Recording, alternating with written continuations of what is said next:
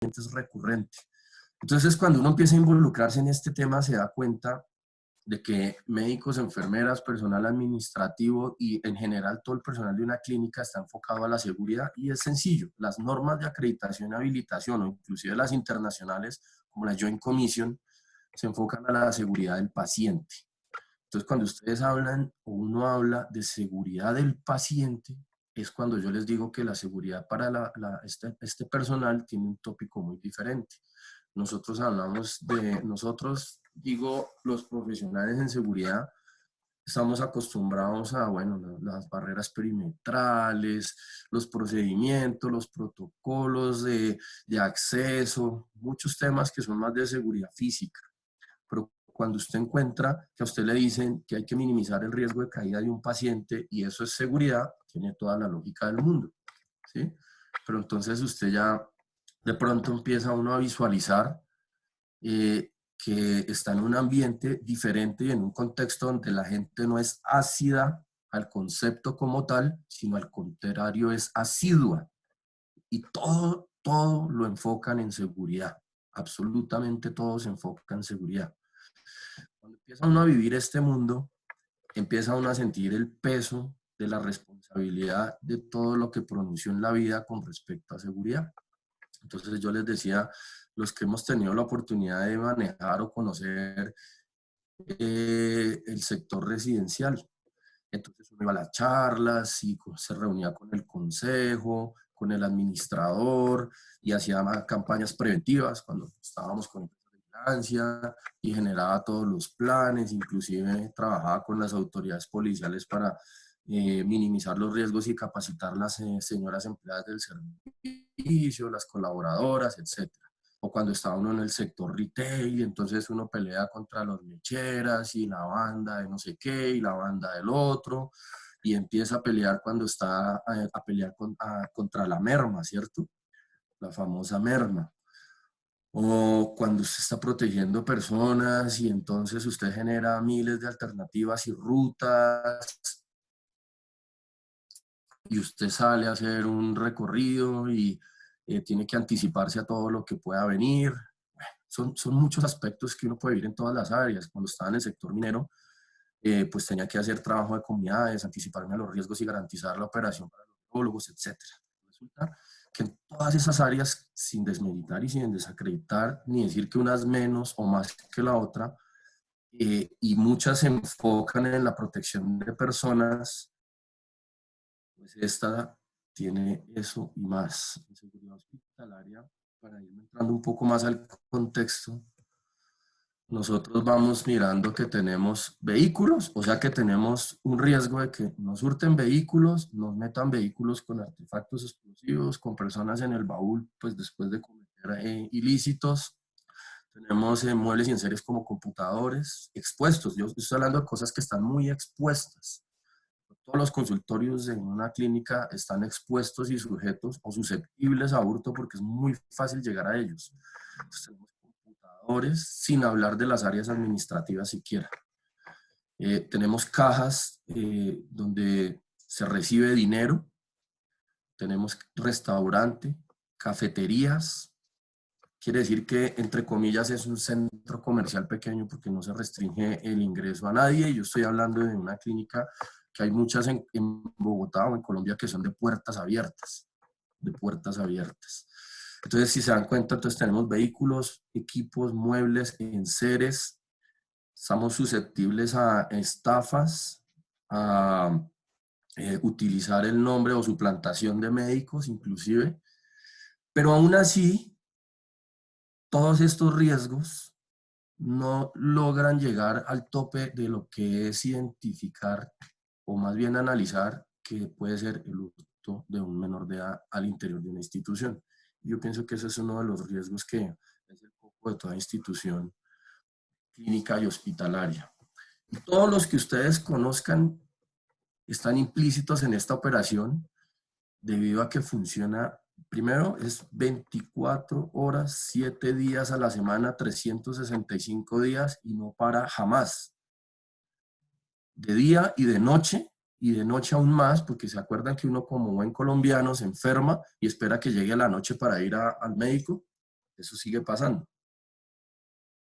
Quiere decir que yo no me relajo como gerente de riesgos, como jefe de riesgos, en la noche con esta operación. Pero me encontré también algo curioso. Desde la seguridad, esta es una de las entidades que tiene una norma que no, no está expedida por una entidad de seguridad, ni por la, o sea, ni por la Superintendencia de Vigilancia, sino por el Ministerio de Salud. Es curioso porque el Ministerio de Salud o la Secretaría de Salud nos manda una directriz que es ahí la están viendo, la 0741 del año 97. Tal cual como está ahí, es el título. Se imparten instrucciones sobre seguridad personal de usuarios para instituciones y demás prestadores de servicios de salud. Y entonces uno dice, wow, o sea, un mandato de una entidad ajena, pero que me está diciendo qué tengo que hacer con la seguridad. Entonces uno tiene que empezar a adaptarse y alinearse con todos estos procedimientos, porque si bien usted va a un supermercado, a un edificio, una seguridad en un edificio, bueno, hasta que hemos vivido, casi que uno saca sus propios lineamientos de seguridad, sus parámetros, sus doctrinas y protocolos y procedimientos, y a veces a veces los saca uno de la nada, sino con la experiencia o de acuerdo al análisis de riesgos, etcétera. Pero aquí ya me están dando parámetros que debo cumplir y no vienen desde ninguna entidad de seguridad. Pues esta introducción era un poco para dimensionar lo interesante y lo bello que es a nivel de riesgos físicos, la seguridad clínica y hospitalaria. Eso es uno de los grandes retos satisfactorios que en veintitantos años en este mundo he podido conocer y disfrutar y aprender. Vamos entrando un poquito más en materia. Esto que voy a hacer es como la introducción al COVID. Todos la conocemos y esto es una dimensión bastante interesante que me encontré hoy en las redes de cómo ha evolucionado. Esta está hasta el 2 de marzo, pero es bastante interesante mirar esta evolución, este recorrido que ha tenido. Aquí la coloco.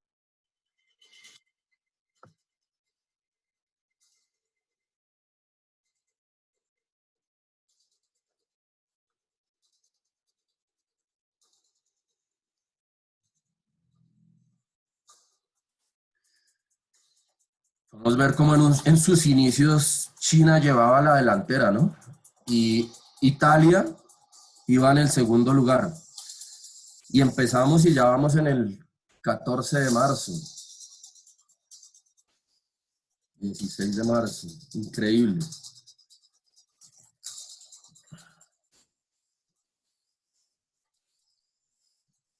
Crecimiento exponencial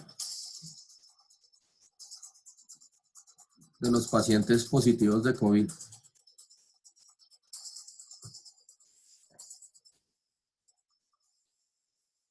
Vemos cómo Estados Unidos toma la delantera, siendo Italia el segundo y China empieza a bajar, ¿no? China empieza a bajar escalones. Estados Unidos, impresionante. Y como les dije, llegamos hasta el 2 de abril. Pero esto es para iniciar y empezar a revisar la ponencia que traigo el día de hoy, la propuesta que yo traigo el día de hoy, y empiezo con una serie de cuestionamientos. Pues como hombres de seguridad, uno dice, hay estadísticas que permitan el manejo de pandemias y su manejo desde el punto de vista de riesgos. Entonces uno dice, bueno, por ahí hay una presentación que dice que cada 100 años hay una pandemia que acaba con todo el mundo, ¿cierto? Pero pues no está documentada, por lo menos a nivel de riesgos. Les pregunto yo acá, ¿alguien tiene una caracterización de la delincuencia durante las pandemias mundiales desde la seguridad física? Aquí puse un poco un ejemplo de cómo caracterizar procesos, ¿cierto? Pero pues tampoco se encuentra. Entonces uno sigue cuestionándose. ¿Tenemos procedimientos alternativos para el manejo de crisis? Entonces seguramente uno dice, sí, claro, en mi análisis de riesgos yo tengo contemplado procedimientos. Pero volvemos a lo anterior. ¿Qué procedimiento estaba listo para esto? ¿Qué procedimiento alternativo teníamos preparado para esto? Entonces, los hombres de seguridad, y no solo los hombres de seguridad, los administradores, los economistas, los ingenieros, en muchas áreas, tomamos como referencia las estadísticas que nosotros mismos sacamos día a día, un tinto, sacamos día a día y nos sirven como base de datos para mirar ciertas tendencias, ¿cierto? Entonces, las estadísticas son de suprema importancia, los reportes, las mediciones, los indicadores, los antecedentes. Oiga, pero ¿y qué hacemos cuando el suceso es primerizo? Cuando nadie lo ha vivido o no está documentado, ¿sí? Lo que les decía ahorita. Entonces, ¿qué hacemos cuando yo voy a buscar una referenciación sobre la seguridad física en cuanto al manejo de pandemias? Difícil. Entonces, aquí coloco la referencia pasado, presente y futuro, ¿cierto? ¿Y cómo se llama nuestro seminario? El mundo cambió. Y entonces yo digo, ¿a dónde acudimos? O improvisamos, ¿no? Improvisamos. Entonces, resulta que aquí, para los que estamos viviendo esto, y yo creo que para todas las personas, es cuando quedamos entre la espada y la pared, a riesgo de improvisar o aconsejar sin medir, ¿cierto? Asumiendo riesgos muy altos. Mire, estos son momentos donde todo el mundo necesita que le diga qué hacer y coger un norte. Pues es fácil, nadie sabe qué hacer y nadie está preparado. Y por más experiencias que uno haya tenido en la vida, yo pienso que esta, por lo menos, no hemos tenido la oportunidad de sufrirla ni vivirla ninguno. Y les digo que con humildad yo sé lo que es tener que cargar un kit para guerra biológica en una maleta durante el turno de un servicio todo el tiempo en el Medio Oriente. Una experiencia que tener que cargar uno inyecciones, eh, inyecciones para colocárselas uno en caso de ataque con gas, ¿cierto? Y entonces uno dimensionaba esa guerra biológica y química, pero llegar a esto, ninguno estaba preparado. Entonces son momentos donde nadie sabe, todos preguntan, la gente se inventa cosas al día a día porque esto se convierte en el día a día. Imagínense ustedes lo que significa que ingrese un paciente, dice yo tengo síntomas, ingresa al triage, del triage pasa al médico y el médico lo pasa y de acuerdo a los síntomas le dice espérese en la casa, le toman la muestra, espérese en la casa o pase acá. Ya pasó por 3 personas, 4 con el vigilante y todo el mundo empieza con el correr y el pasar de los días a inventarse procedimientos, porque no estaban inventados. Entonces todo el mundo empieza a inventar. Y seguramente con buena intención, pero motivados por lo que se cree más, no por un análisis concienzudo, porque es que no hay tiempo para pensar. Esto fue tan rápido y va tan rápido que usted no puede pensar. Desgraciadamente, es el día a día. En todo nivel buscan una luz que diga qué hacer, un sábelo-todo, con experiencia, aplomado y que no falle en sus operaciones. Y normalmente, en esos comités de crisis, entra el jefe de riesgos, el gerente de seguridad, el jefe de seguridad, y todo el mundo espera respuestas. Y vaya que eso es menuda responsabilidad, cuando ni siquiera los que saben, saben.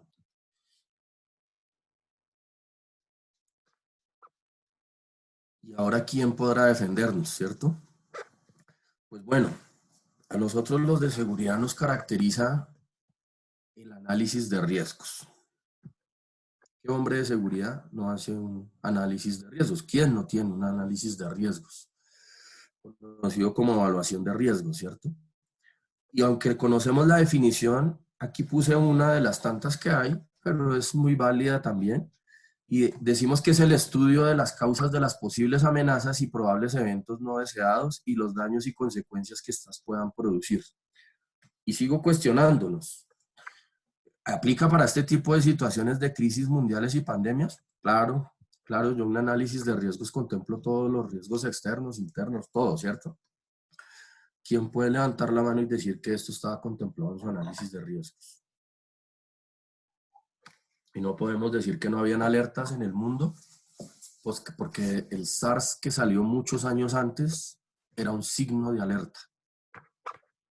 O sea, esto es una herramienta que no es que esté abolida ni la estoy despreciando, ni mucho menos, pero estoy diciendo que no tuvimos anticipación.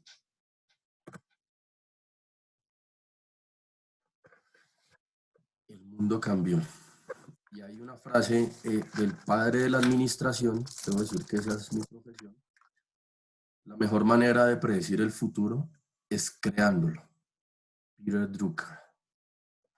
Bueno, hasta aquí he tratado de sumergirlos en esa parte de la que es la seguridad hospitalaria, lo que conlleva, estadísticas, y he tratado de hacernos unos cuestionamientos sobre el papel que hemos desempeñado. Y alguien, creo que con Carlitos se le hacía un comentario de una persona bastante inteligente que decía, hombre, todas las empresas que manejan riesgos se deben cuestionar, todas las empresas sí, gerencian o administran riesgos se deben cuestionar y mirar su papel ante lo que estamos viviendo, porque nadie lo pronosticó, a pesar de que tenían luces en el tiempo y años anteriores para tener algo planteado. Y nosotros los hombres de seguridad, recuerden que nos preparamos para lo que el resto cree que no puede pasar o no va a pasar. Eso es algo que siempre nos ha caracterizado. Bueno, a partir de este momento empiezo a trasladarles unas ayudas o herramientas, si queremos llamarlo así, que yo respetuosamente sugiero y que nos pueden llegar a permitir hacer la anticipación, ¿cierto? Y ya vamos viendo en el transcurso de esta ponencia, de esta presentación, el objetivo de la anticipación de riesgos. Porque si se dieron cuenta, aquí pasamos de que todo lo que manejamos en seguridad lo manejábamos con estadísticas y con antecedentes. Entonces yo podía medir cuántos hurtos tuve el año pasado, en qué meses, inclusive en qué áreas, ¿cierto? Eso nos pasa a todos. En un supermercado, en grandes superficies, yo sé cuándo o qué meses es que más se incrementa el hurto, en qué área y qué producto me roban. Lo mismo pasa en los conjuntos residenciales, en todas las áreas. Pero hay dos factores que nos están evidenciando fallas o errores, o que nos tienen que moldear y cambiarnos para adaptar.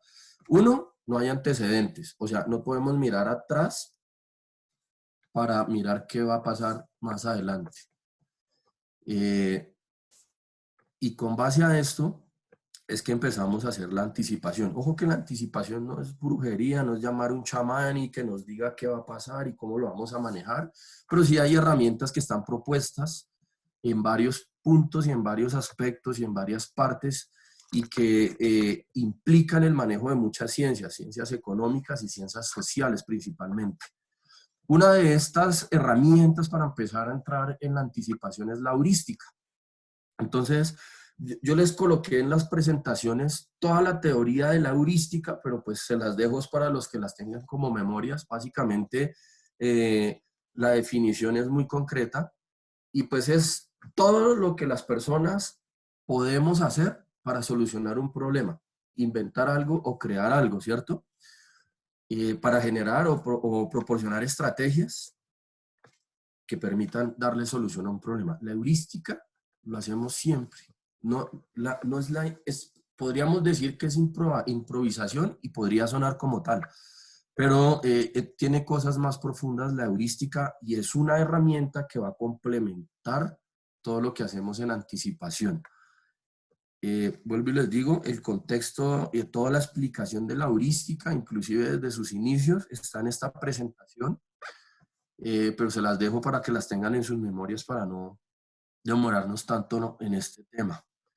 La heurística tiene dos principales estrategias: el trabajo hacia adelante y el trabajo hacia atrás. El que el trabajo hacia adelante es la estrategia, parte de lo que se ha transmitido para realizar las reflexiones que llevan a una solución del problema. Y el trabajo hacia atrás es la estrategia que analiza lo que se busca, para luego basarse en los conocimientos obtenidos. Bueno, hasta ahí se las dejo en la parte de la heurística. Esa es una herramienta que los invito a que la utilicen, la apliquen, perdamos, y si me lo perdonan decirlo así como de esta manera, lo cuadriculados de la doctrina, porque finalmente los delincuentes no tienen doctrina, los desastres naturales no tienen doctrina, eh, las pandemias, los delincuentes no tienen doctrina. Y si nosotros seguimos cuadriculados y queriendo ser herméticos y caminar siempre por los parámetros que nos imponen o nos enseñaron o nos dijeron que tocaba, no vamos a estar a la altura. Entonces la heurística hay que saberla manejar y obviamente la heurística viene desde una experiencia, una capacitación, un conocimiento para poder llegar a proponer soluciones idóneas. Bueno, ayer veía yo una presentación fabulosa que era la de los sombreros. De nuevo, haciéndole publicidad. Ayer veía una presentación fabulosa de los sombreros. Esta que les traigo hoy se llama juego de roles. Y el juego de roles, podríamos decirlo de alguna manera, que es una caracterización, pero no. El juego de roles se utiliza en muchos aspectos y doctrinas para darle entendimiento y anticipar conductas que pueden generar diferentes personas. Entonces voy a proponer un ejemplo y es como cuando yo quisiera proponer un juego de roles desde el punto de vista de un cosquillero que ingresa a mi clínica y monto toda la parafernalia que implica esto y se monta en un escenario controlado con un mediador y una persona que va generando todos los anotaciones del comportamiento que van tomando las personas. El juego de roles requiere en este caso que sea presencial. Esto que estoy proponiendo requiere presencialidad primero que todo. Aquí les coloco una ficha técnica. Puede ser grande o puede ser pequeña. Hay que tener un tiempo justo porque pues esto suele ser, o sea, si lo hacemos muy extensivo, se pierde, se corre el riesgo de perder la finalidad. Está hecho para todo el mundo. El espacio se distribuye en una zona de representación o un auditorio. Como les decía, es un escenario controlado, ¿cierto? Recursos necesarios, una sala para poderse reunir y hacer la presentación. El escenario solo debe tener los elementos indispensables. Aquí es clave que las personas comprometidas en estos juegos de roles, y ya lo vamos a ver al finalizar de esta parte de juego de roles, debe tener la madurez, debe estar concientizada de lo que se está haciendo y para qué se está haciendo. Aquí les estoy hablando, aquí esta diapositiva muestra lo que les decía. Hay un facilitador, hay una persona que no interviene, puede condicionar y debido a que si la persona interfiere, daña la mecánica y desconcentra la participación de las personas. Ahí dice que pues solo debería intervenir con el suministro de información. Moderar y agilizar el comentario. Ayuda a profundizar en las razones, sentimientos y actitudes. Colaborar en la elaboración de alternativas, favorecer la transferencia como herramienta para la resolución de conflictos en situaciones cotidianas. Aquí está algo clave. ¿Qué puedo hacer yo con el juego de roles? Entonces, contrastar y relativizar el propio punto de vista con el de otras posturas implicadas. Quiere decir que cuando yo le doy el papel a una persona y le pido que lo caracterice, lo actúe y la persona es consciente, tiene la madurez y cumple las normas y requisitos, lo que yo voy a hacer o la persona que va a hacer sus veces va a apuntar estos comportamientos, estas conductas, ese modus operandi que se está inventando. Todo esto se debe llenar diligentemente en una tabla o en un documento para posterior análisis. Fíjense que si bien cada persona, porque ustedes dirán, sí, pero es que él lo hace y él está poniendo el toque de él, el ladrón no actúa así, claro. Pero aquí estamos mirando opciones y ya vamos cerrando un poquitico esta brecha para que vayamos comprendiendo este juego de roles. Permite que el participante observe y analice sus comportamientos en determinadas ocasiones y aprenda a reaccionar positivamente en situaciones consideradas conflictivas. Proporcionar a los participantes oportunidades de desarrollar su comprensión al ponerse en el lugar de otro. ¿Se acuerdan que a uno le decían que para coger al ladrón hay que pensar como ladrón, como delincuente? Entonces a uno le decían, piense como delincuente, cuando uno lo están robando y uno no sabe cómo, piense como delincuente. Pues esta es una de las mejores formas y técnicas que hay. Cuando usted se pone en el papel y usted empieza a vivirlo y a mirar las técnicas y las posibilidades desde su perspectiva, empieza a abrírsele esa comprensión para entender contra qué o cómo tiene que hacerlo y enfrentarse. Permite clarificar y modificar actitudes, desarrollar destrezas personales e interpersonales relativas a las profesiones y desarrollar el aprendizaje cooperativo. Estas son algunas de las bondades que trae el juego de roles.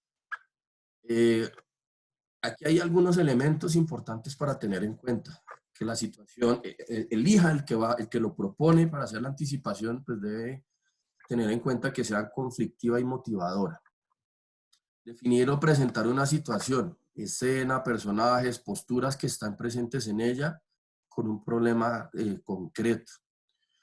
Indicaciones de las características de los personajes, pocas y generales para asegurar, ojo que esto es clave, la improvisación. Ahí está la diferencia a la caracterización que lleva un papel específico. Aquí yo tengo que permitirle a la persona vivirlo desde su interior sin un libreto especificado, para que esa conducta espontánea sea la que yo estoy documentando y me permita ver la actuación del posible delincuente hablando del ejemplo que yo les di. Aquí estábamos hablando ya del desarrollo de la técnica. Está dividida, esta propuesta que yo estoy trayéndoles está dividida en 4 fases, ¿no? Motivación. En esta fase el formador identifica el problema, subraya su interés y estimula la participación. Coge su equipo primario, les dice qué va a hacer, les explica y una vez les hace entender el propósito de la misma, los involucra. La preparación de la dramatización. Bueno, contextualizar la situación que se va a presentar, pedir personas voluntarias que no pueden tomar el propio rol, preparación de las personas que intervienen en breve, 5 o 10 minutos, fuera del aula para presentar los papeles, explicación del papel del grupo, de observación, evitar juzgar, realismo, sentimientos, argumentos, actitudes, posibilidades de solución, y no hablar hasta el final, ¿cierto? De su papel, de que desarrolla el papel. La dramatización, como bien les estaba planteando al principio, en un aula, entonces disposición en semicírculo, es un área controlada. Deben asumir el rol del personaje en cuanto a sentimientos, razonamiento, intereses, comportamiento. Hay que meterse, o sea, los participantes tienen que estar convencidos para meterse en el papel, convencidos de la mecánica y el funcionamiento y los objetivos de este ejercicio. Adecuar la presentación a la dinámica que va surgiendo, máxima ambientación, observación cuidadosa y en silencio. Y tomar anotaciones. Yo sugiero que haya una persona que esté preparada y enfocada en tomar las anotaciones de los actores involucrados, que es lo que nos va a permitir en el análisis sacar conclusiones de provecho. El comentario, exposición por parte de las personas que han hecho la presentación, qué sentían, qué valoración hacen, etc. Diálogo colectivo para profundizar, eso es como el cierre, sentimientos, argumentos, consecuencias y construcción de alternativas. El papel del formador es el de moderar y orientar, el de posibilitar la transferencia y la elaboración como posturas de grupo. Ventajas. Observar y analizar una situación de dimensiones humanas in vitro. Entonces, sí, Esto es hacerlo en un escenario controlado y contemplar las diferentes opciones que se pueden presentar con un caso textual, con un punto claro. Volvemos al ejemplo que yo les dije. Permite que los participantes se den cuenta de lo que hacen, de cómo lo hacen y de las consecuencias de sus comportamientos. Esto permite experimentar nuevos comportamientos en un clima de riesgo limitado, no en una situación real. Esto aplica para muchas cosas. Cuando yo les digo que imagínense ustedes hacer en un escenario controlado y cuántos no han pensado en que entre un tipo armado, desenfunde y como lo vemos en todos los videos que pasan hoy en día, accione el disparador y tengamos un final fatal. Esta es una de las mejores maneras que bajo escenario controlado miremos la atención y la reacción de los actores que queremos involucrar, llámese un cajero, llámese empacadores, llámese lo que sea. Si estamos hablando de un almacén de cadena, cualquier escenario que ustedes piensen puede de alguna manera analizarse con este juego de roles. Y fíjense que ahí ya estamos anticipándonos a lo que puede pasar. ¿Listo? Por eso esto es una de las herramientas de anticipación. Permite aprender a observar a las personas en situación y a reflexionar sobre sus comportamientos, así como sobre sus efectos. Permite identificar formas diferentes de reaccionar ante sus situaciones seleccionadas. Aquí todo tiene algo bueno y algo no tan bueno, entonces aquí también lo planteamos.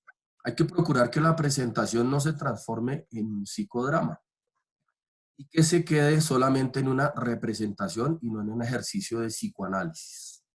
Hay que estar claros con eso. Y de ahí la importancia de que la persona que lo está dirigiendo haga que su grupo primario o los actores involucrados realmente entiendan de cuál es el objetivo de realizar este ejercicio. Hay que controlar la dinámica de la presentación para que no se convierta en una comedia. Y vaya que esto sí es uno de los retos, porque si le pasa a los actores de Hollywood que se ríen mientras están actuando, imagínense al común de las personas que somos nosotros. Sin embargo, la práctica va dando la experiencia con este tipo de juego de roles. Que no se convierta en una comedia anulando el valor pedagógico de la técnica. Esto, la verdad,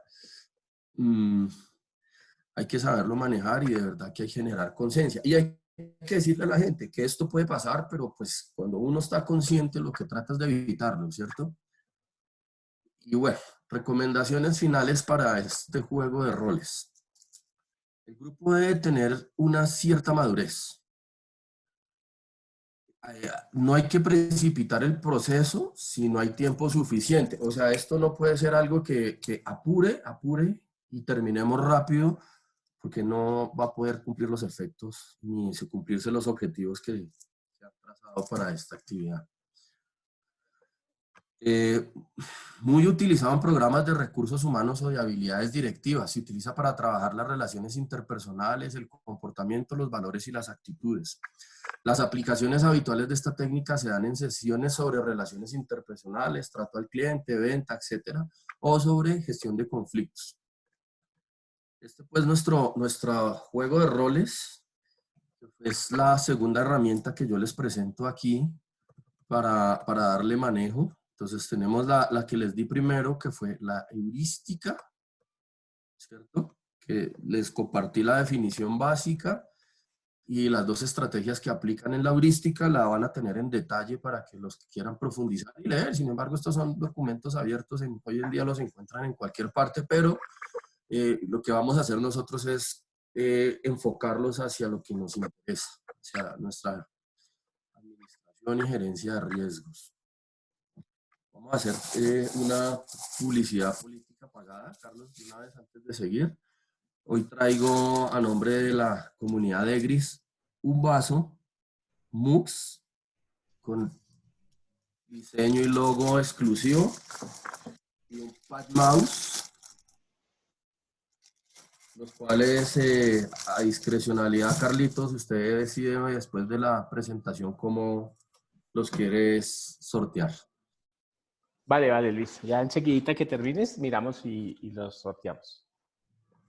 Bueno, seguimos con nuestra charla. Después de nuestro juego de roles, sigo con esta sugerencia. Hay que tener planes competitivos para realizar la anticipación. Es importante basarse, y esto va relacionado con el juego de roles, basarse en un ejercicio previo en el que se tenga en cuenta la posición de poder de cada actor. La posición de poder no quiere decir que el presidente de una compañía es el que tiene las decisiones totales y el mando. No necesariamente, porque les voy a decir algo. En mi caso, la presidenta de la clínica se rodea de su grupo o equipo primario de vicepresidentes y directores, quienes son los que conocen las áreas. Entonces, no necesariamente ella tiene el poder de decisión, ¿cierto? Entonces, eso hay que tenerlo en cuenta. No necesariamente la cabeza visible tiene las decisiones a la final, ella se asesora. Y eso pasa en todas las empresas comúnmente, ¿no? Difícilmente el que está arriba conoce absolutamente todos los detalles de una organización, porque para eso tiene sus asesores o los expertos. Quiere decir que en cierto momento puede tener más potestad o más posición de poder un director médico, un gerente de operaciones, que el mismo director, porque, o el presidente, porque pues, el que conoce es el otro. Tener en cuenta los escenarios y riesgos de cada punto. Escenarios y riesgos de cada uno. Entonces, cuando en el juego de roles, eso es una de las bondades. Cuando se plantea el ejercicio, el escenario puede variar o pueden haber varios escenarios para analizar y cada escenario contempla un riesgo. No son los mismos. No es lo mismo que a mí me hurten, en el ejemplo que yo les puse, no es lo mismo que a mí un cosquillero le hurte un celular en un área común a una persona a que lo haga en un ascensor y quede en evidencia. No es lo mismo. Cada escenario hay que plantearlo y medir los riesgos. Categorizar cada escenario en al menos 3 niveles. Uy, esto es muy importante. Cuando usted hace un juego de roles, yo sugiero que ustedes lo contemplen en un escenario ideal. Lo más bonito que pueda usted plantear, lo ideal. En un escenario fatalístico y en un escenario probable o tendencial, ¿cierto? Lo común, lo que pase siempre. Cuando usted tiene 3 escenarios, pues usted va a tener diferentes tipos de riesgos. Eso sí, lo que nos va a tocar o lo que nos bota esto es mucho trabajo, porque cada escenario genera no un riesgo, sino varios riesgos, pero usted puede documentar y empezar su análisis a partir de ahí y anticiparse a lo que puede pasar. Y fíjense que no estamos usando ni brujas ni chamanes, pero vamos a documentar probables escenarios que podemos de alguna manera controlar, o podríamos. Hay que tener todos los elementos básicos de la planeación. Aquí no podemos dejar a un lado ni desconocer la planeación. Objetivos, estrategias, ¿cierto? Acciones, tiempo y responsables. Nunca hay que perder de vista esto como parte de nuestras herramientas de anticipación. Una de las características más importantes del proceso de planeación es convertir los objetivos en conjuntos de pequeñas tareas que faciliten su logro, perdón. O sea, normalmente es tan grueso, tan grande, que digerirlo es complejo, ¿cierto? Entonces, una de las formas es convertir en paquetes o diseminar para que el manejo sea un poco más fácil. Y esto es una frase que le dice, si ustedes se tuvieran que comer una ballena, ¿cómo lo harían? ¿Cómo lo harían? Entonces la respuesta es cortándola en cubitos, porque usted no la puede digerir toda de una vez, ¿cierto? Entonces la planeación puede ser tan engorrosa que si usted quiere abarcar todo de una sola vez, seguramente va a encontrar tropiezos, va a traslapar opiniones, conceptos, va a generar problemas, demoras. Entonces, disemine los temas en la planeación y hágalo paso por paso. Ese es uno de los consejos. Hay que tener un concepto nuevo, ¿cierto? Tablero de indicadores de futuro. Uy, ¿cómo así? Claro, ya lo vimos desde el principio. Al principio hablábamos que nosotros teníamos indicadores. Indicador de hurto, de pérdida, indicadores para todo, ¿cierto? Pero vuelvo y les digo, uno de alguna manera cometía un error, porque yo me baso en el pasado para trabajar el futuro o el presente. Pero aunque hay controversia, realmente no todo es cíclico. Pueden haber circunstancias, si a mí me robaron más el año pasado en abril, no quiere decir que este abril me robaron más o me van a robar, no necesariamente. O sea, eso es una probabilidad estadística, pero no es la norma. Fíjense en que estamos en abril y las circunstancias que tenemos en este mes son totalmente diferentes a las de hace 1, 2, 3, 4, 5, 6, 7, 10, 15, 20, 30, 40, 50 años. Totalmente diferentes. ¿Y dónde quedaron mis estadísticas? En el papel, ¿cierto? Claro, hay que ser juiciosos y tenerlas porque es una herramienta, pero no es el todo. Entonces, hay que meter un nuevo indicador. Esa es otra propuesta. Tablero de indicadores de futuro. Que genere alertas tempranas, debe permitir definir criterio de decisión y priorizarlos, y me debe permitir diseñar el futuro. Diseñar el futuro. El futuro no está escrito, ¿cierto? Me debe permitir diseñar el futuro. Esta frase es mía, a ver si logro hacérselas entender sin generar discrepancias, y todos están en la libertad de no compartirla, pero si yo quiero hacer anticipación de alguna manera estratégica en riesgos para seguridad, yo digo, el anticipar funciona siempre y cuando lo que yo estoy anticipando no suceda, o lo que se pronosticó porque se cambió el futuro o porque se tenía lo necesario para afrontarlo. Entonces, si yo estoy anticipando, quiere decir que yo me estoy preparando o cambiando el futuro para que eso no suceda. ¿Por qué cambiando? El futuro es maleable, es moldeable. Si yo sé, y mire que esto es curioso, todos los años, ¿cuál es el mes? Este es el mes, ¿no? Abril y mayo, donde estamos empezando a ver que en la costa los arroyos se desbordan, ¿cierto? Año tras año, tras año, tras año, tras año.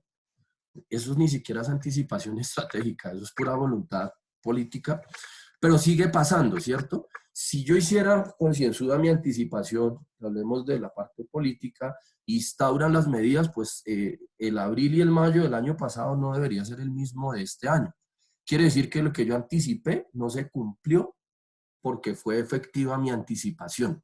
Lo que yo dije, esto va a pasar, no debería, porque yo hice juicioso mi trabajo, porque miré el clima, porque me rodeé de toda la información, inclusive futura. Miren que el clima, usted puede mirarlo a futuro.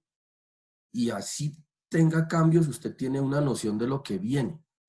Normalmente cuando yo estaba en la parte minera, por allá en Orito, Putumayo, de los reportes diarios que yo tenía que hacer, tenía que pasarlos del otro día para determinar si el personal podía salir a las áreas rurales o no con base al clima. Era uno de los factores. Ese era uno de los factores.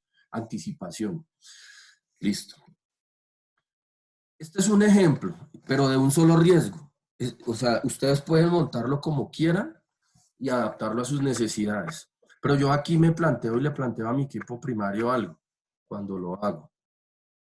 Los hurtos de antes, ¿cierto? Yo puse ejemplos, puse 3: cosquilleo, estafas a terceros o ajenos de la clínica y suplantación. Miren que cosquilleo, yo tenía mucho tipo de cosquilleo, pues porque el que va a esas clínicas normalmente tiene un buen equipo celular y los tumultos facilitan este tema y no es fácil. Los cosquilleros hoy en día están mejor vestidos que cualquiera.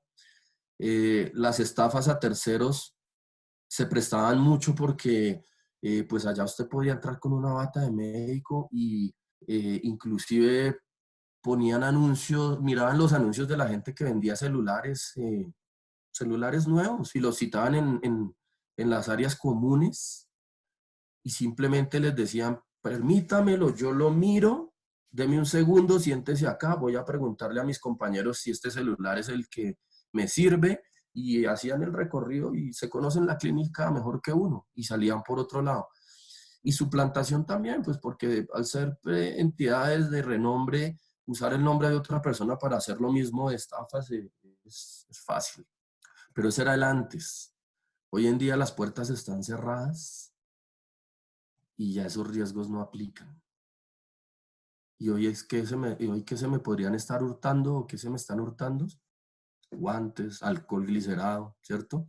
Medicamentos. ¿Y quién se lo roba? Pues seguramente ustedes lo deducen rápido. Y aquí yo les digo, y eso fue el antes, este es el hoy, ¿qué va a pasar en un mes o 2 meses cuando esto empiece a escasear más? Tengo que anticiparme, ¿cierto? El ejemplo del cuadro, pues es una pequeña parte que sirve como herramienta para complementarse con datos adicionales como los que relacionan los ejemplos siguientes. Entonces, hay que rodearse o absorber de fuentes verificables, ¿no? Confiables. Libros, ¿cierto? Revistas, periódicos, pero digámoslo así coloquialmente, que no sean pasquines, ¿no? Noticieros, hay que ir a las webs oficiales, hay que tener fuentes humanas, pero creíbles, verificables. Hay que mirar las tendencias en las redes sociales, esa es otra de nuestras realidades hoy en día. Hay que mirar el entorno global, el entorno nacional y el entorno local. Es muy importante hacer una referenciación pues con nichos de negocios similares a los que nosotros manejamos. Entonces, seguramente yo sé que los centros comerciales están muy bien organizados, sus administradores, sus jefes de seguridad, casi todos los gremios en la seguridad tenemos nuestros grupos y hacemos referenciaciones. Yo particularmente también me encontré con una sorpresa muy grande, aunque no hay nada documentado en seguridad hospitalaria en Colombia, por lo menos, porque yo sé que esta mañana estábamos escuchando una conferencia de ASIS Internacional y participa nuestro querido Daniel, que es el presidente de ASIS Colombia para el sector clínico y hospitalario. No hay documentos en Colombia que le enseñen de seguridad hospitalaria. Cuando yo llegué iba a buscar por cualquier parte manuales y eso no existe, no hay. Pero sí me encontré con que Diego Cuervo, que es el jefe de seguridad de la Santa Fe, junto con Manuel Serrano y otras personas, crearon un grupo donde ya yo estoy incluido hace 5 años y se comparten las experiencias, se comparten los indicadores, se hace en pocas palabras referenciación. Y esta referenciación, si bien lo que le pase a él allá no me va a replicar exactamente igual, me sirve para seguir sumándole a mi anticipación y complementar todo esto que yo les estoy mostrando. Como en todo cuestionamiento, ¿se acuerdan que uno hablaba siempre en los informes? ¿Qué pasó? ¿Cómo pasó? ¿Dónde pasó? ¿Qué? ¿Quién? ¿Cómo? ¿Dónde? ¿Cuándo? ¿Y por qué? Básicamente, aquí lo que vamos a hacer es anticipación con las mismas preguntas. ¿Qué puede ocurrir? ¿Qué va a ocurrir? ¿Cuál es la secuencia? Y esto es gran parte de la heurística, ¿no? ¿Cuál es la secuencia de eventos que nos va a llegar a ese resultado? ¿Qué puedo hacer para proteger mis intereses o aprovechar las oportunidades que surgirán? ¿Cómo puedo lograr mis objetivos? Ojo, porque todo lo que yo les he hablado desde un inicio debe tener algo que es invariable, ¿cierto? Los criterios de decisión. Quiere decir que cuando usted esté ejerciendo su análisis para hacer la anticipación y concluir en un informe, usted debe tener unos criterios de decisión inamovibles. O sea, hay flexibilidad, pero si los criterios para decidir qué sirve y qué no sirve los está cambiando, el resultado va a ser cambiante y no va a ser muy objetivo. Entonces, desde el inicio del proceso es clave tener criterios de decisión para todos los casos muy definidos, consensuados e inamovibles para todo el proceso. Y seguramente eso no lo hace uno solo. Para hacer anticipación, yo les recomiendo tener un equipo multidisciplinario o su equipo primario, involucren áreas que tengan perspectivas diferentes y les aporten para poder hacer esto. Finalmente, pues el que conoce de riesgos, esos son ustedes. Y el informe final y la decisión seguramente, pero cuando se rodean de un buen equipo que aporte, es importante desde el principio definir estos criterios. Bueno, aquí estamos en otro término, estrategia, ¿cierto? ¿Y qué es la estrategia? Pues dentro de las muchas definiciones, aquí decimos que es lo que conduce, estoy hablándolo a nivel empresarial, ¿no? Lo que conduce al logro de objetivos de largo plazo en una organización privada o pública. La estrategia es un término muy militar, pero traducido a la empresa privada, nos permite lograr objetivos de largo plazo. Y un objetivo debe tener una condición que se denomina SMART. Por SMART en español traduce inteligente, ¿cierto? Y abajo lo desgloso, donde la S se refiere a que el objetivo debe ser específico. El objetivo, esas son condiciones de los objetivos, ¿cierto? De un objetivo, debe ser específico, debe ser medible. O sea, usted no puede tener, en lo preferible, no tenga múltiples objetivos.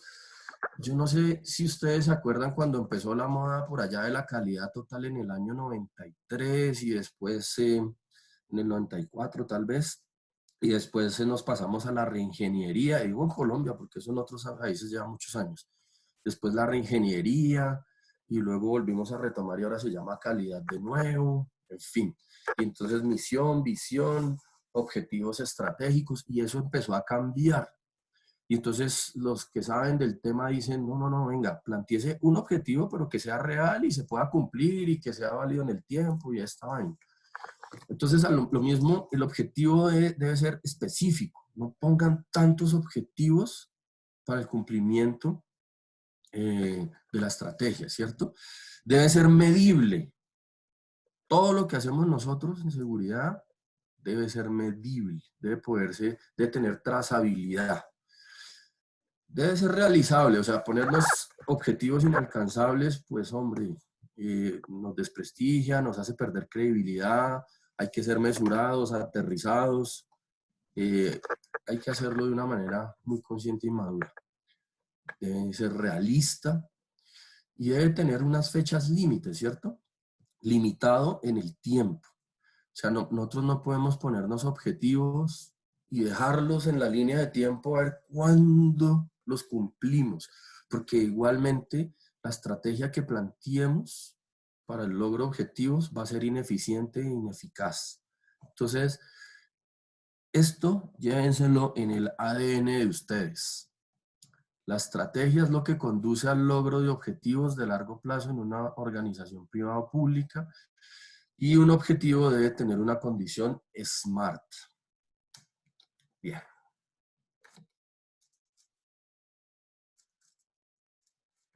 No es posible determinar objetivos estratégicos sin tener en cuenta previamente los riesgos asociados a cada escenario, ¿cierto? O sea, yo no puedo plantearme cosas sin haber hecho una anticipación y determinar riesgos.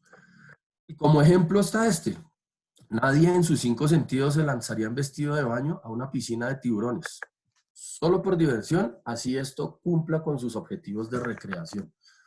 Yo no puedo plantear objetivos en seguridad sin haber analizado los riesgos que implica esa toma de decisiones para generar objetivos, y menos plantearlos y ponerlos a una gerencia, a unos directivos diciéndole mis objetivos para este año son los siguientes sin haber medido mis propios o lo que implica esto en cuanto a riesgos. Todo lo anterior es contrario a lo que hacemos los latinos. Los latinos somos muy coloquiales. Entonces, no, ofrezco que eso en el camino arreglamos las cargas, ¿cierto? En el camino arreglamos las cargas.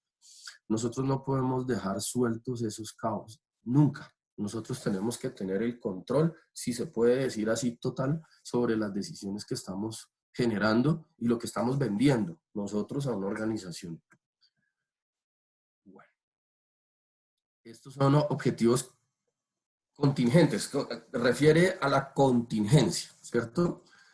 Hay un procedimiento que se plantea aquí en esta presentación para diseñar objetivos desde el enfoque de ingeniería de futuro. Es un poco diferente a lo que se maneja siempre, ¿cierto? Porque lo que conocemos va ligado a las estadísticas y toda esta serie de cosas. Este se fundamenta en los conceptos de mapa de futuro y a escenarios. ¿Se acuerdan los flujogramas que conocíamos antes o cuando se hacía programación de sistemas? O bueno, en muchos aspectos se manejan los flujogramas. Es similar, nosotros podemos hacer mapas de futuro de la misma manera con diferentes escenarios que inclusive pueden salir de los juegos de roles o de la misma heurística. Para ingeniar un objetivo, los analistas o decisores deben retomar el mapa de futuro y sus escenarios. Ahí los estoy llevando de una vez a este cuadro, que no es mío. Yo al final ya le doy los créditos para decirles de quién es y a quién corresponde este crédito. Pero de aquí él planteó una idea de lo que es un cuadro de escenarios, ¿cierto? Escenario, probabilidad de ocurrencia, categoría de escenario, indicadores de futuro, secuencia de eventos, riesgos generados por el escenario, impacto del grupo de riesgos, medidas de mitigación y objetivo. Fíjense que no es nada raro a los cuadros que uno puede manejar normalmente en riesgos o un mapa de calor inclusive, solo que este está planteando escenarios futuros. Identificar las probabilidades de ocurrencia de cada uno. Probabilidades de ocurrencia de cada uno, es decir, ya le estamos metiendo un tema porcentual de matemáticas que lo aterrice a la realidad para poder anticiparlo. Evaluar la categorización del escenario con respecto a los criterios de decisión originales. Identificar los riesgos de cada escenario, establecer posibles medidas de mitigación, transferencia o aceptación del riesgo en cada escenario, identificar el escenario apuesta o el escenario ideal. Esto es lo mismo que ya les había dicho, pero un poco más condensado y organizado. Seleccionar la ruta, secuencia de eventos para lograrlos. Hay que tener una ruta, ¿no? Secuencia de eventos para lograrlos. No las acciones como en la metodología convencional. Determinar el objetivo y las metas o eventos críticos que se deben lograr para alcanzar el objetivo, teniendo en cuenta la secuencia de eventos que correlacionan estas metas. Esto es una sugerencia, una propuesta para poder también llegar a esa anticipación. Esta serie de pasos que, como bien lo dice ahí, es ingeniar un objetivo. El cuadro que les mostré. Hablamos un poquito de los términos, que es táctica, que también es un término bastante miliciano, militar, que corresponde, o su definición es poner en orden las cosas para cumplir un objetivo. Esa es una de las definiciones. Una de las definiciones. No estoy diciendo que esta es la definición, ¿no? Porque seguramente otros me dirán, no, la táctica implica, está bien. Para este propósito, esta es una definición adecuada que buscamos. Y la estrategia es la ciencia o disciplina que se usa para cumplir los objetivos. Entonces, la táctica es poner en orden las cosas para cumplir un objetivo y la estrategia es la ciencia o disciplina que se usa para cumplir estos objetivos, ¿no? Entonces, sin embargo, no hay táctica sin estrategia, sin protección de la información y sin información anticipativa. Y aquí esta frase nos deja ver varias cosas que son relevantes y que muchos no teníamos en cuenta. No hay táctica sin estrategia. ¿Listo? Usted puede ser táctico porque puede poner en orden las cosas para cumplir un objetivo, pero si no tiene disciplina o no aplica, digamos, un método, no puede cumplir los objetivos. ¿Cierto? Primero. Segundo, la protección de la información es súper importante, porque hoy en día más que antes lo podemos ver el tema de fuga de información a nivel informático, ¿cierto? Que es una de las tendencias de las que todos estos días han hablado, pero pues a nivel de estrategia, cuando hablamos en nuestros propósitos de anticipación, no podemos permitir estas fugas de información. Cualquier fuga de información puede representar un cambio no previsto en el futuro que hemos anticipado. El futuro se moldea cada vez que uno hace algo, el efecto mariposa, ¿no? Pero, sin embargo, para nuestros propósitos de anticipación en riesgos, debemos compartimentarlo. Y adicional, pues, sin información anticipativa, que es todo lo que hablamos de las fuentes que debemos tener en cuenta en nuestra tabla día a día, todos los días. Es un trabajo arduo y para eso hay que capacitar y disciplinar a nuestros colaboradores en recopilación de información. Esto es muy común. Si hay personal policial a nivel de inteligencia, yo no me voy a meter en temas tan profundos porque no soy el idóneo, pero sé que lo manejan en estas áreas donde se recibe mucha información y tiene un proceso. Esto es, hay que traducirlo de cierta manera parecido a nivel de gerencia de riesgos privados. Aquí llegamos y tomamos otro tópico que espero no tocar susceptibilidades a los ingenieros industriales sobre todo. Y dice que no hay que caer en el típico error de pensar que la estrategia se logra con el simple cumplimiento. No, simple no es porque el PHBA sea simple, sino con el simple cumplimiento de la herramienta. Lo que pasa es que a nosotros en los temas nos dijeron, no, el ciclo PHBA es buenísimo. A mí me toca, lo aplico y lo he aplicado hace muchos años, porque pues es una herramienta muy buena que permite, casi que garantiza no quedarse en el tiempo con los procesos o protocolos o procedimientos que uno haya implementado y le permite autoevaluarse y corregir, ¿cierto? Pero no es determinante en anticipación, ¿cierto? Porque es que el ciclo PHBA le está mostrando, o sea, lo que usted hizo y cómo le funcionó en el pasado y que hay que mejorarlo para tenerlo en el presente, pero no le funciona para la anticipación. Entonces es una herramienta muy buena, pero no podemos limitarnos y pensar que con esto ya todo quedó listo.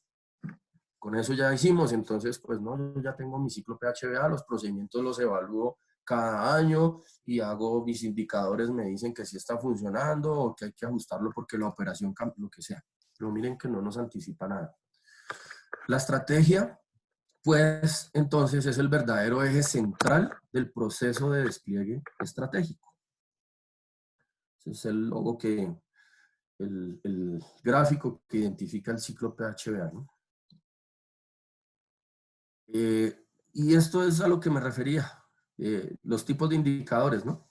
En la literatura administrativa, y todos conocemos indicadores de eficiencia, indicadores de eficacia o resultado, indicadores de gestión de procesos, indicadores de impacto, indicadores de condiciones ambientales, y pues acá se propone el indicador de futuro. Es un instrumento diseñado para medir en el tiempo los cambios de situación de nuestro interés. Voy a avanzar un poquito porque... Luis, ¿Cuarto? Luis, sí. De 5 minuticos y abrimos unas preguntas y comentarios. Listo, esto ya voy a... Ahí, ¿qué pasó? Screen has stopped as showing disclosure. Me dejaron de ver ahí, ¿cierto? Ahí. Ya, de nuevo, de nuevo. Listo. Bueno, esto ya es una parte que va concluyendo. Y paradigmas, ¿no? Yo sé que también me van a dar palo por esto muchos, pero es una percepción tal vez no muy objetiva porque no tengo la medición, pero hace años uno de los más grandes inconvenientes era que no se contaba con respaldo de las directivas, que no había presupuesto para mejora continua en seguridad, ¿cierto? Entonces uno peleaba porque no le daban recursos, no habían elementos, uno necesitaba algo y eso era un problema, y la seguridad, aunque sigue siendo un gasto a contrariedad de lo que dicen que es una inversión, porque las inversiones tienen una ganancia, y nosotros durante muchos años tratamos de decir que la ganancia es que se minimizan las pérdidas, pero a lo que vamos tácito financieramente es un gasto, siempre es un gasto necesario. Entonces, yo digo que ese es un paradigma que ya no aplica tanto porque, pues miren, fíjense en que hoy en día esto ha sido superado casi que en su totalidad, no de manera extravagante, y se mantiene una tendencia presupuestal, obviamente ajustada, pero hay cambios sustanciales. Seguramente el cambio ha sido recíproco con la mejora de capacitaciones, perfiles y presupuestos y propuestas gerenciales que se contemplan desde las gerencias de riesgos hacia las directivas de cada institución. Antiguamente el coordinador, el jefe de seguridad, antiguamente 20 años tal vez, encontraban muchos problemas de que no había respaldo económico. Este paradigma se rompió porque hoy es un tema más gerencial, hoy mucha gente habla de riesgos, usted se sienta con el generador del gasto y entiende un poco más que lo que usted está diciendo, y si lo hace con anticipación lógica y estratégica, es algo que está protegiendo el negocio, está propendiendo por la continuidad del negocio. Entonces esto para mí es un paradigma que ya realmente no está tan abierto como antes. Las clínicas y hospitales son organismos vivos, ya les había dicho que funcionan 24 horas, 7 días, 365 días del año, jamás paran su operación. Y ojo, mire, cuando los demás sectores están en crisis, su operación se incrementa, ante catástrofes principalmente. Mire, los planes de emergencia de una clínica contemplan que cuando haya una catástrofe, esa es una de las edificaciones que por norma tiene que quedarse en pie y adaptarse para recibir personas masivamente. Así de sencillo. Entonces, anticiparse a un suceso de estos nos obliga a tener unas características y condiciones muy diferentes a diversos sectores, porque es que todos somos susceptibles a sufrir accidentes y enfermar, una catástrofe más. Les tengo muchos ejemplos como el del Andino, como el de la Pedagógica, donde nos pone a prueba, incrementando de manera casi que inmediata la capacidad de reacción y atención. Bueno, hay que contemplar los actores que intervienen. Yo no puedo generar o gestionar los riesgos solo. Yo tengo que entender el punto de vista, y de ahí la importancia de las caracterizaciones o los juegos de roles, perdón, para entender la mentalidad de un médico, de una enfermera. Pueden traducirlo a sus nichos de negocio, pero yo tengo que entender su capacidad de reacción, su manera de pensamiento. Para mí lo que es lógico para mí no es lógico para ellos.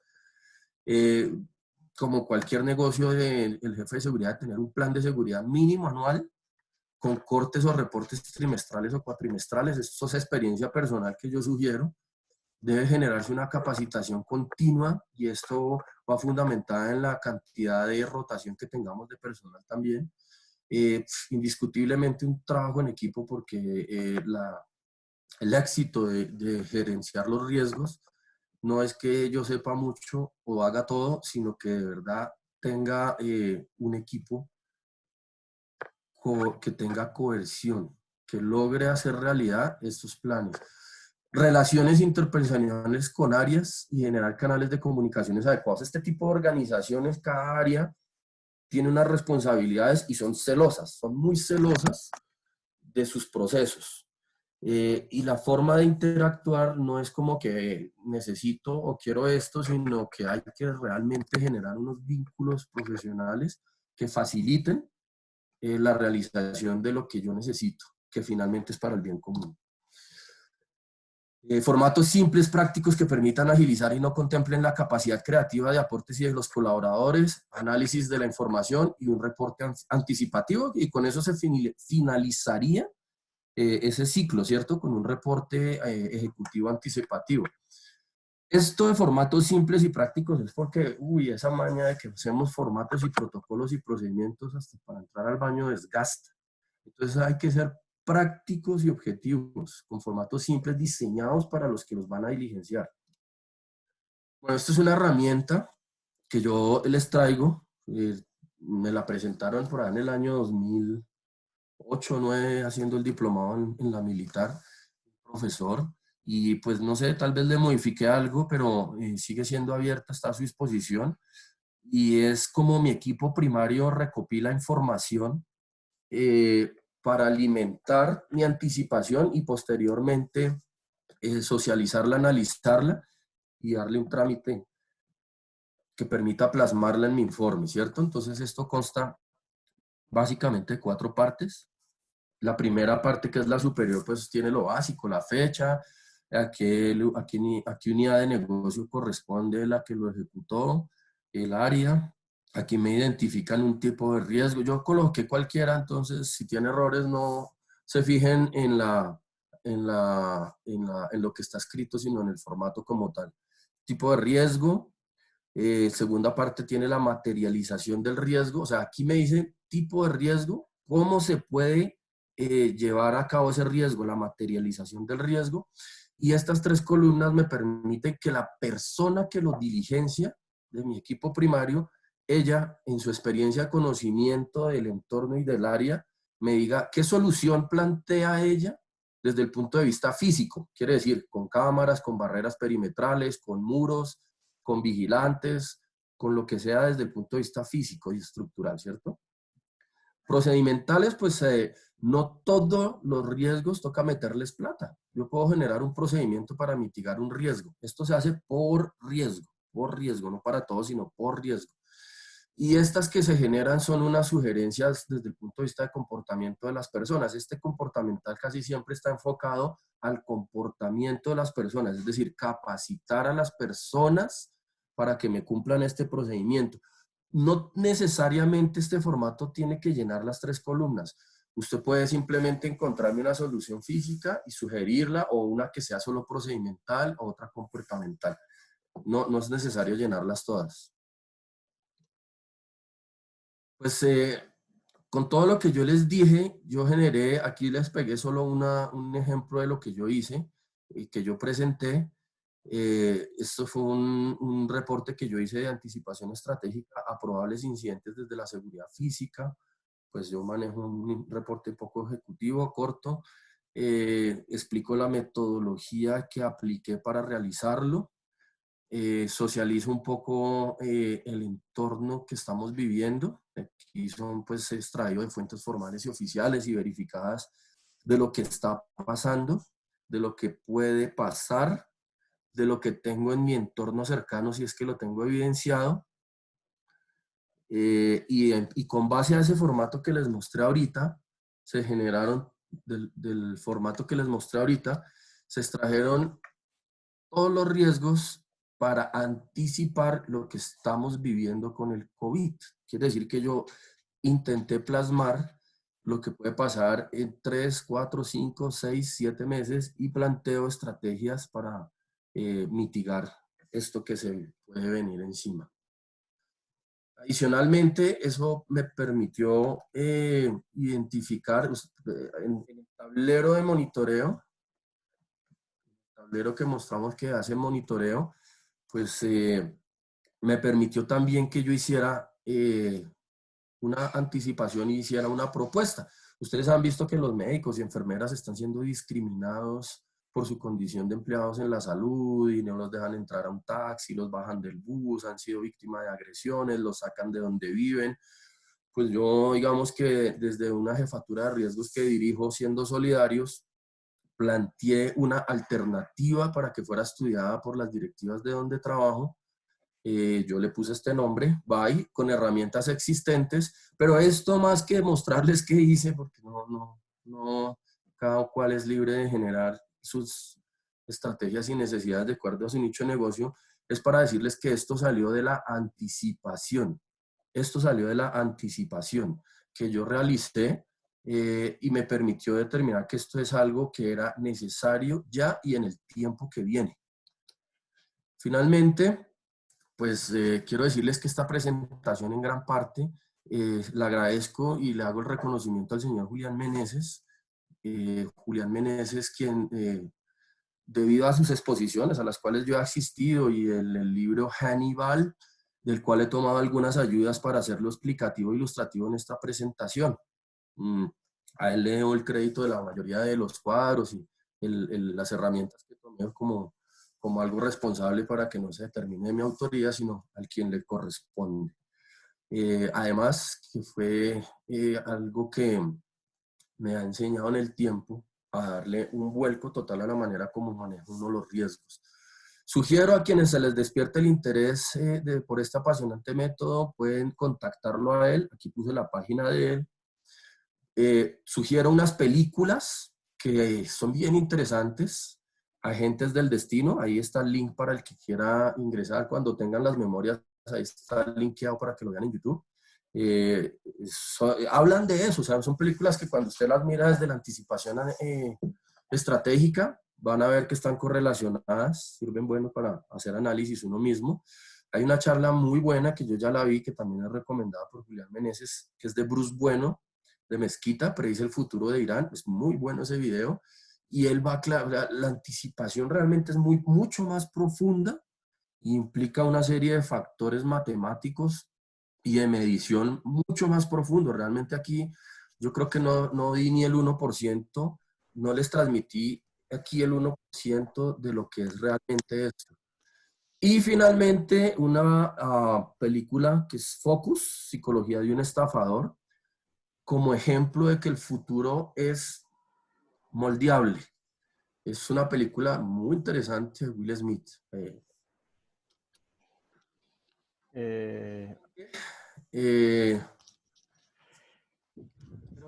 Invitarlos a que hagan parte de nuestra comunidad. Quiero decirles que Colatka, con su director Aristides Contreras, somos comunidades que trabajamos de la mano. No competimos, somos totalmente unificadas en criterios y objetivos. Simplemente que EGRIS funciona un poco más al enfoque de servicio social y respuesta por parte de las autoridades. En nuestros grupos que están regionalizados en Colombia y más o menos en 13 países, pero hablando de los de Colombia, pues en todos nos acompaña bajo la batuta de mi general Fernando Murillo, a quien le agradezco también siempre ese respaldo, y a diferentes personas oficiales u oficiales en el territorio nacional que hacen parte de nuestros grupos, ejército, policía, fiscalía, bomberos, nos acompañan convirtiéndonos en una red de apoyo, pero también transmitimos noticias e información de orden público. Tenemos 2 canales nacionales, el resto son regionales y un canal internacional. Carlos es fundador y participante activo de nuestra querida comunidad de EGRIS. Por eso les extiendo la invitación. Pueden ahí, cuando tengan sus memorias, abajo coloqué el link directo para que me escriben al WhatsApp y los vinculo. Es una red de apoyo y de comunidad en gestión de riesgos sin ánimo de lucro. Carlos, pues a mí no me queda más que decirle que muchas gracias. Estoy aquí, cierro esta parte de quedan 2 minutos. Lo dejo a su discrecionalidad a partir de este momento. Listo. Luis, muchísimas gracias. Vamos a darle el audio a algunos participantes. Bajémosle la mano. Si quieres, me regalas el mando. ¿Qué hago? Dale mi nombre y me regalas ponerme como anfitrión. Participantes. En panelistas. Ok, un segundo.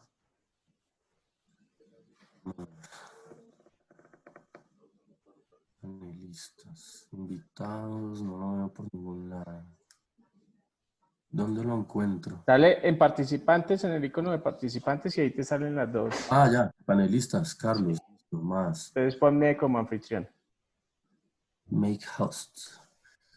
Do you want to say host, Carlos? Yes. Listo. Listo, perfecto. Entonces vamos a darle el audio a algunos participantes, de los participantes para que preguntas. Voy a bajarle la mano a todos y nuevamente... Recuerda que tenemos un Mux y un Pad Mouse. Sí, sí, señor. El que quiera hablar, por favor, me levanta la mano a partir de este momento. José Mantilla, ¿tiene el audio? ¿Me escuchan? Sí, señor, fuerte y claro. Gracias, gracias. Una pregunta para Luis Eduardo. Primero, felicitarlo porque es una exposición espectacular. Lo otro, la pregunta que yo tengo es, en esa área de la seguridad hospitalaria, ¿cuál es el rol que cumple el personal médico con respecto a la seguridad? José, muy buenas tardes. El rol que cumple el personal médico, asistencial y administrativo, te puedo decir que es de total integración. Desde lo que les mencioné en el principio, como normas para las entidades clínicas y hospitalarias en cuanto a acreditación, que es una norma voluntaria cuyo objetivo es la seguridad del paciente, nos obliga, los que nos sometemos a esas normas, nos obliga a tener unos comités multidisciplinarios en diferentes áreas. Entonces voy a poner un ejemplo. Yo interactúo en algo que se llama el grupo de ambiente físico, ¿sí? Donde yo pertenezco al área de infraestructura, pero también está el área ambiental, el área de hotelería y la jefe de enfermeras de calidad, por poner alguien más de las que participa.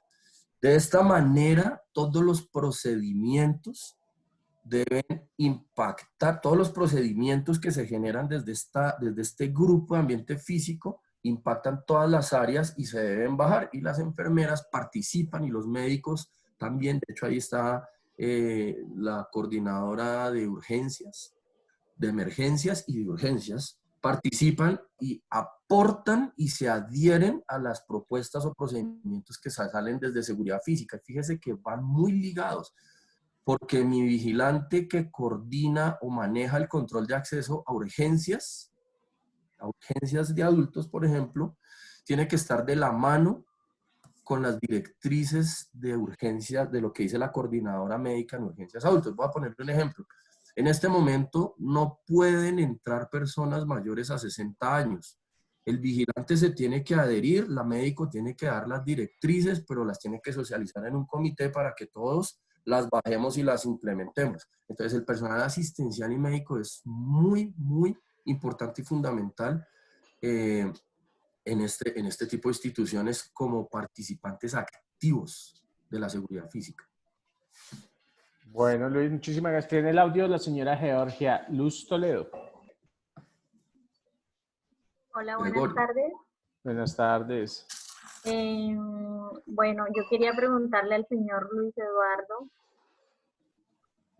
¿qué medidas o más bien qué prevención como seguridad se están tomando con el COVID? Yo he visto que en otros países es un tema muy problemático como en España. ¿Cómo es la medicina allá? ¿Cómo se están protegiendo los doctores, las enfermeras en cuestión de la salud? Gregorio, muchas gracias. Bueno, aunque el core mío es el tema de riesgos físicos, debo decir que estamos un poco alineados, un poco no, bastante alineados con las directrices del personal médico y asistencial, porque volvemos a lo mismo. Yo tengo gente en todas las áreas de riesgo en este momento. Entonces, en Colombia, el Ministerio de Salud saca unas directrices para toda Colombia que aplican a todas las personas del común y en especial a las entidades médicas, clínicas y hospitalarias. Entonces, nosotros empezamos, de acuerdo a la evolución, a mantener unas medidas preventivas básicas como que el tapabocas de uso convencional para el personal asistencial y médico, para ellos el uso de guantes, para el personal médico y asistencial, para vigilantes al inicio no, porque no tenían contacto con la gente. Los guantes, se determinó que los guantes para un vigilante podrían ser más nocivos de acuerdo a que no estaban acondicionados mentalmente y podrían estar haciendo esto todo el tiempo. Entonces, inicialmente ni en este momento se están aplicando para ellos, solo tapabocas convencionales. Cuando se reciben pacientes con posibilidad de COVID-19, pues si vienen en ambulancias, los de las ambulancias vienen con su traje, hay una ruta de ingreso especial para ellos, un consultorio de atención especial para ellos, y en esos casos las enfermeras y los médicos están capacitados y preparados para darle este manejo específico a esas situaciones. Entonces, hay procedimientos, hay rutas que permiten separar o aislar, disminuyendo así el contagio. Pues esto también ha sido nuevo mundo. Pero digamos que en la medida que el Ministerio de Educación genera las políticas, en este momento se van acondicionando y impartiendo o implementando para cada entidad. Al día de hoy, se implementó por norma el uso de tapabocas para todas las personas que están en la calle. Ha sido gradual y creo que ha ido funcionando desde la capacitación y concientización. Vale, Luis. Jorge Gaviria. Sí, buenas tardes. Buenas tardes. Bueno, primero, Carlos, mil gracias por la invitación a este seminario que ha sido maravilloso, la verdad. Te agradezco muchísimo la invitación. Y una pregunta para Luis. Es en la ejecución de las matrices de riesgo, supongamos de una clínica, que se tienen que enfrentar a tantos casos, supongamos, tema salud, nunca se pronosticó o nunca se proyectó o se incluyó en la matriz de riesgos situaciones como esta, como la que estamos viviendo, o hasta qué punto llegan las matrices de riesgo en el sector salud. Bueno, esto, digamos que tampoco quiero ser franco, no me impacta directamente, pero estando alineado con las políticas que se manejan, debo decir lo siguiente. Hay un área que está bajo la coordinación de riesgos laborales, ¿cierto? Ellos tienen unas matrices de peligros específicas que obviamente están enfocadas al personal, pues por ser riesgos laborales, ¿cierto? Sin embargo, se contemplan riesgos públicos dentro de estas matrices. Entonces, digamos que este es un aspecto. El otro aspecto es el que se genera en las matrices que salen a nivel de los grupos que les comenté, que generan matrices y riesgos. Otra es la que maneja epidemiología, ¿sí? Que es otro área. Obviamente yo manejo otras matrices y lo que quiero decir que con esto es que dependiendo del área y el grupo, cada una tiene un impacto diferente que se concretan siendo las más, digamos que las más relevantes o las que tienen más probabilidad, se globalizan a direccionar recursos hacia estas.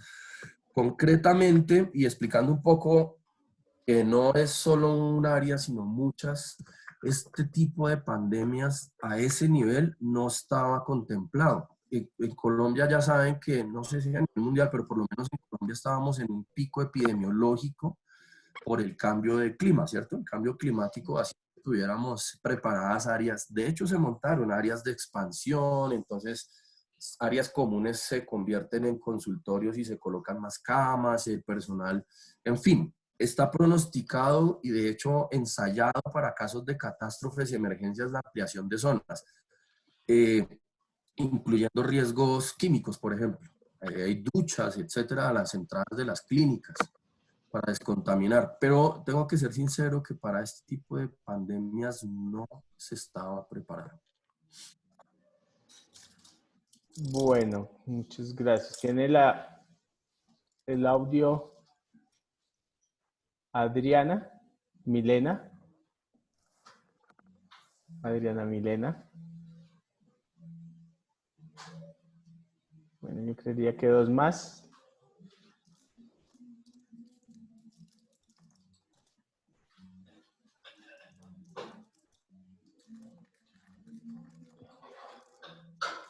Oscar Eduardo Benítez. Sí, buenas tardes, ¿me escuchan? Sí, señor. No, primero pues agradecer esta capacitación que hasta el momento pues es muy interesante, ¿no? Para Luis le tengo una pregunta. Si hace unos años con el HN1, H1N1, bueno, la epidemia también se expandió a nivel mundial, desde ese momento se pudo o pudieron ustedes anticipar riesgos de esta clase a nivel de Colombia de pronto, que llegar a algo más fuerte o a nivel mundial? Buenas tardes. Bueno, de nuevo, no es el core mío, pero debo decir que y todavía se están manejando casos de H1N1. Todavía hay pacientes que por la sintomatología suponen COVID y terminan siendo H1N1. O sea, eso, y va a pasar lo mismo, ¿no? Eso una vez llega, no se queda. Ojo, porque el pensamiento actual es que cuando esto pase, hacemos tal cosa. Esto no va a pasar. Esto se queda. Vino para quedarse. Pero si bien esa era otro tratamiento que, digamos, estaba estandarizado ya a nivel médico, no se proyectó realmente que esto fuera o pudiera ocurrir. Lo que pasa es que hay que tener en cuenta algo. De pronto nosotros anticipamos riesgos desde algún punto de vista y es una mea culpa, que eso es lo que yo he tratado de explicar también hoy para generar herramientas que nos permitan seguir contemplando lo que para otros es imposible, para nosotros es posible. Esa es una mea culpa que creo que tenemos que hacernos todos, pero desde el entendimiento de un punto de vista médico, clínico, hospitalario, y más que todo humano realmente, nadie se espera esto. Nadie se espera esto. Mire, en Colombia yo tengo cosas muy curiosas como que llega la embajada americana a hacer ellos hacen cada ciertos meses, van y hacen una actualización de datos para mirar cuántas camas de urgencias hay, todos los procedimientos para atender el personal, el personal de la americana en Colombia, ¿cierto? Que vive en esas cercanías de la clínica. Y en una de esas me preguntaban, bueno, y tenemos aquí cuál es el procedimiento para gas sarín. Pero, pues yo lo conozco, pero eso en Colombia no existe porque no se espera. Aquí Antrax nunca llegó. Y ellos nos decían, pero pues, ¿cómo hacen ustedes? Y yo, no, pues es que eso aquí en Colombia no. O sea, aquí no esperamos un ataque con Antrax, ni con gas sarín, ni con nada de esa vaina. Mucho menos para la pandemia. Entonces, vuelvo a lo mismo. No estábamos preparados desde el punto de vista médico, ni logístico, ni desde ningún punto de vista. Creo que en ninguna parte del mundo, ni siquiera Estados Unidos, con el mayor número de muertos hoy en día, estaba preparado. Bueno, en este momento voy a bajar las manos de todos. Las dos primeras personas, espérenme, todavía no las suban, por favor, todavía no. Calma, calma. De Bogotá, porque nos queda difícil mandarlo al exterior o a otra ciudad. Las dos, calma, por favor, todavía no. Cuando yo les diga ya, las dos primeras personas que suban la mano, a esos les damos el Camilo Gómez Hidalgo y Adriana Morales. Por favor, se comunican Camilo Gómez Hidalgo y Adriana Morales, se comunican con Luis Eduardo al teléfono.